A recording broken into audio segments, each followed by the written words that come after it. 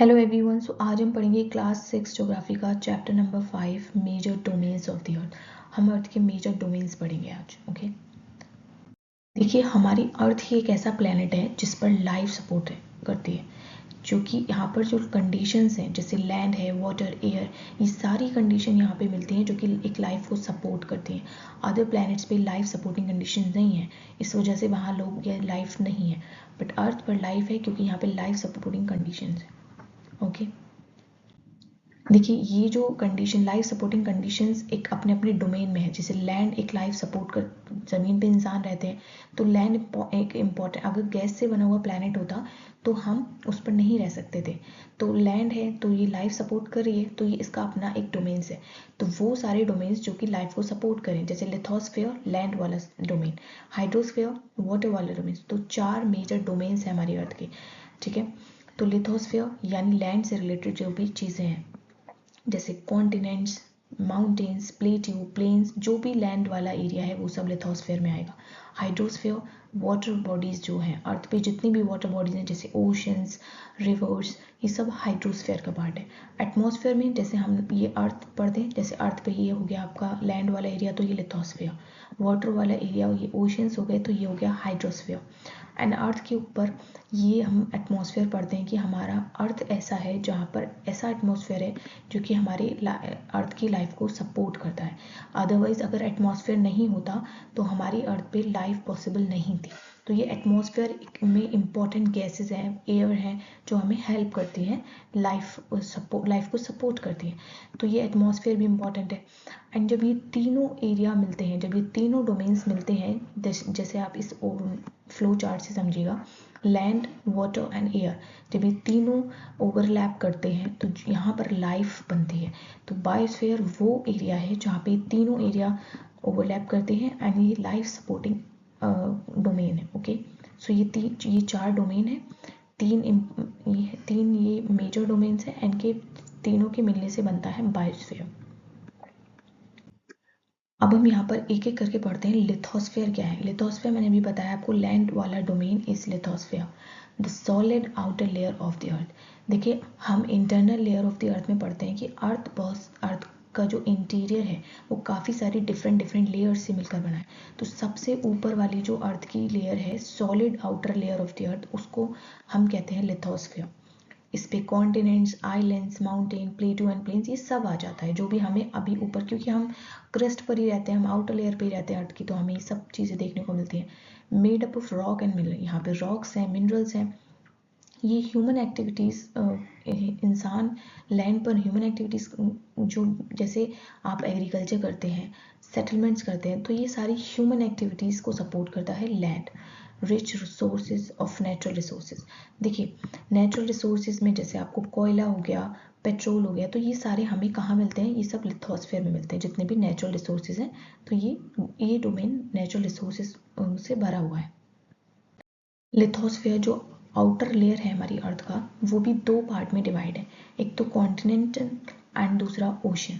देखिए ocean basin, जैसे आप अर्थ को भी अगर देखेंगे तो जो कॉन्टिनेंट वाला एरिया है उसके नीचे बराबर में ओशन नज़र आता है, बट एक्चुअल में ओशन के नीचे भी तो कहीं ज़मीन है ना।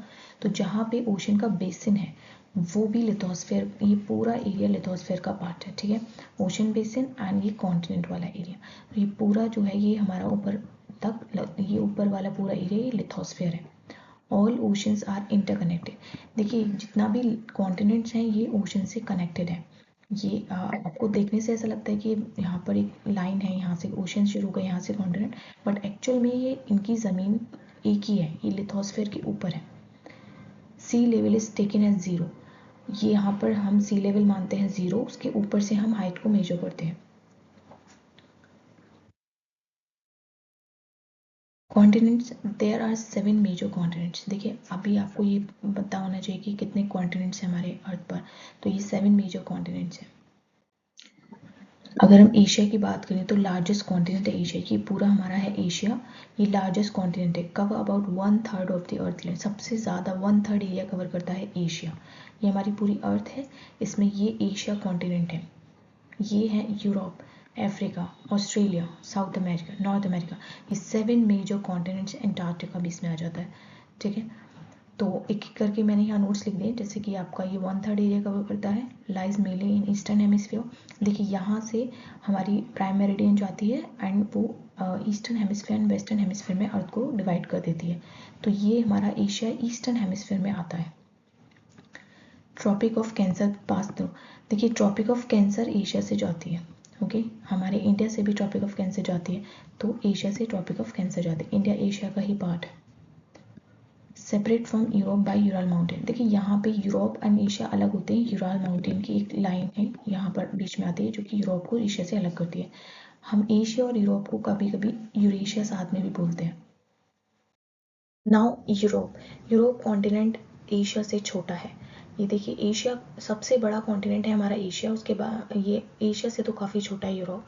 Lies the west of Asia, Asia के वेस्ट में लाया करता है।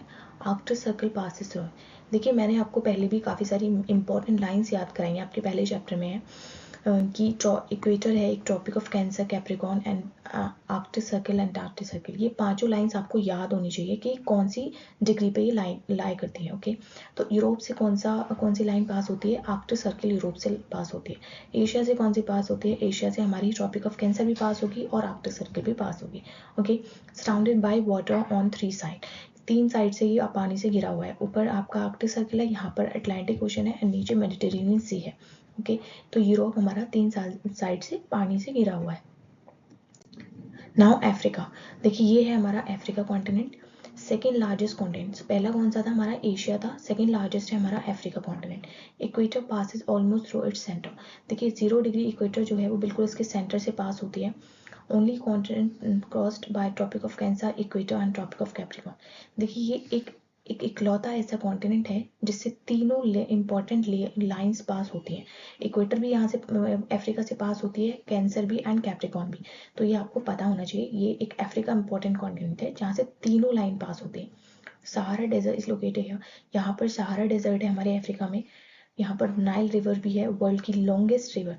देखिए लार्जेस्ट रिवर अलग है, लॉन्गेस्ट रिवर की बात आए तो वो है नाइल रिवर जो कि हमारी अफ्रीका में।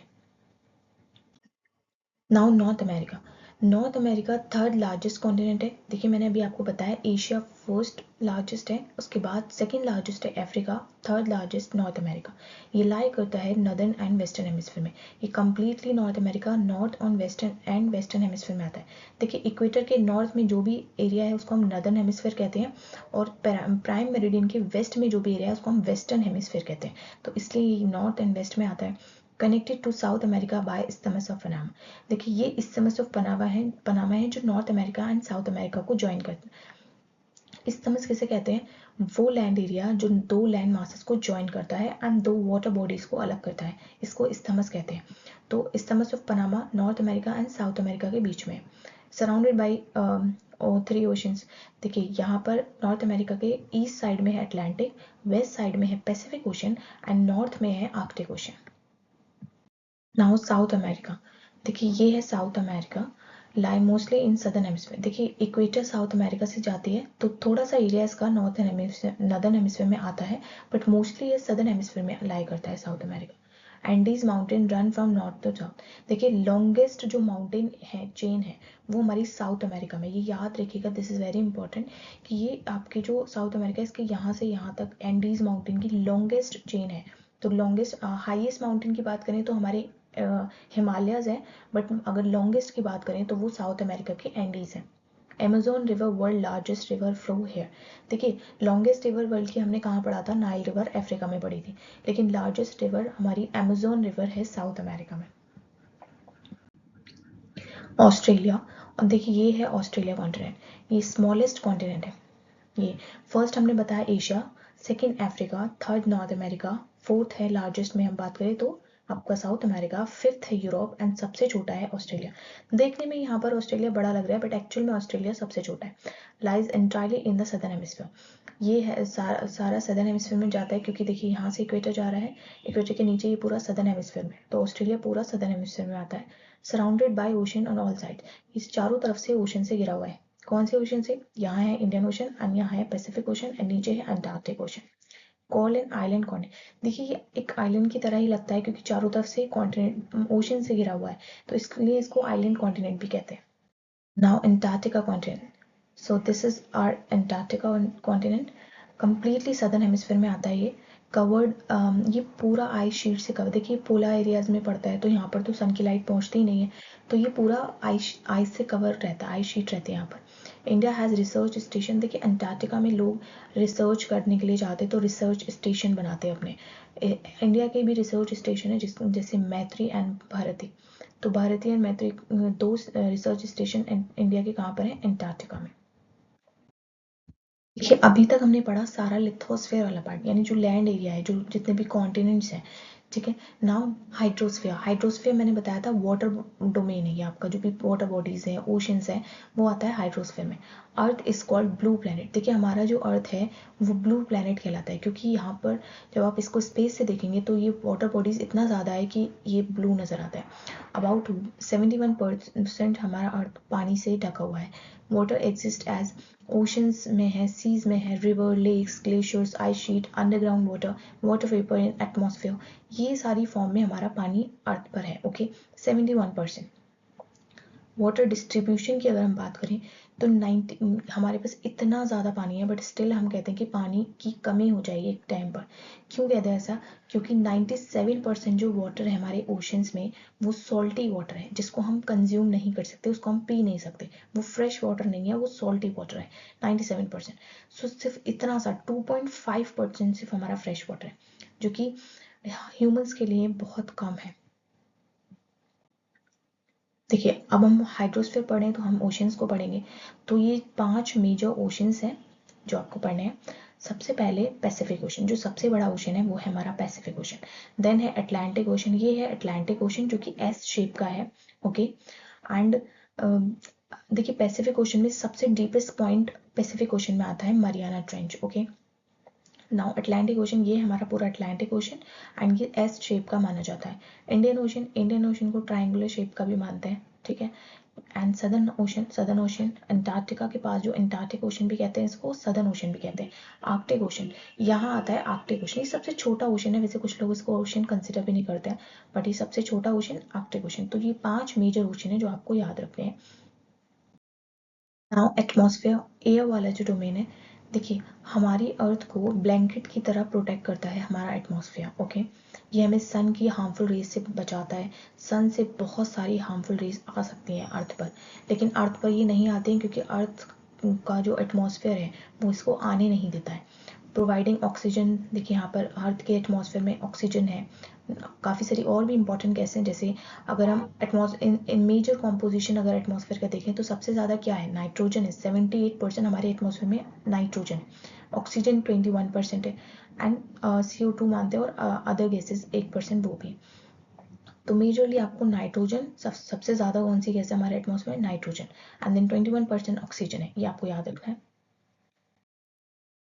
देखिए एटमॉस्फेयर की अगर हम बात करें, जैसे हमारे अर्थ के इंटीरियर में बहुत सारी लेयर्स हैं, इसी तरीके से अर्थ के एटमॉस्फेयर में भी लेयर्स हैं।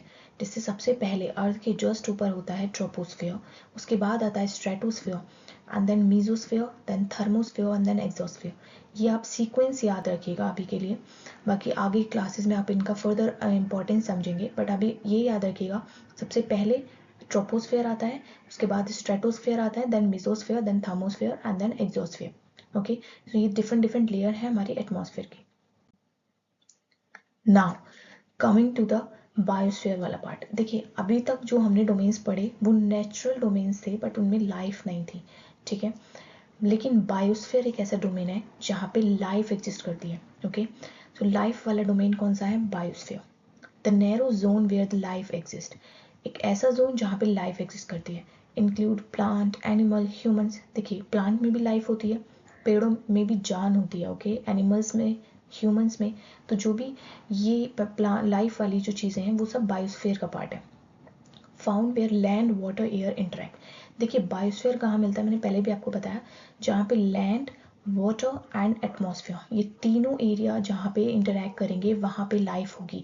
अगर पानी नहीं हुआ तो आप जिंदा नहीं रह सकते हैं, या कोई भी जानवर बिना पानी के नहीं रह सकता, या बिना एयर ऑक्सीजन या कार्बन डाइऑक्साइड के ये पेड़ पौधे या हम नहीं रह सकते, बिना ज़मीन के हम नहीं रह सकते। तो ये तीनों डोमेन इंपॉर्टेंट हैं लाइफ को सपोर्ट करने के लिए। जहाँ पे ये तीनों डोमेन इंटरेक्ट करेंगे, लैंड वाटर एयर, वहाँ पर बायोस्फीयर यानी लाइफ होगी। Life is possible due to available of water, air and temperature. मैंने अभी आपको बताया सब चीज़ इंपॉर्टेंट है इसके लिए। पानी भी ज़रूरी है, लैंड ज़रूरी है, एयर ज़रूरी है, टेम्परेचर भी सूटेबल टेम्परेचर होना चाहिए। वो कौन प्रोवाइड करेगा? हमारी अर्थ का atmosphere. Thank you for watching. अगर आपको कोई भी डाउट हो आप कमेंट सेक्शन में ज़रूर पूछेगा, and don't forget to subscribe my channel. Thank you.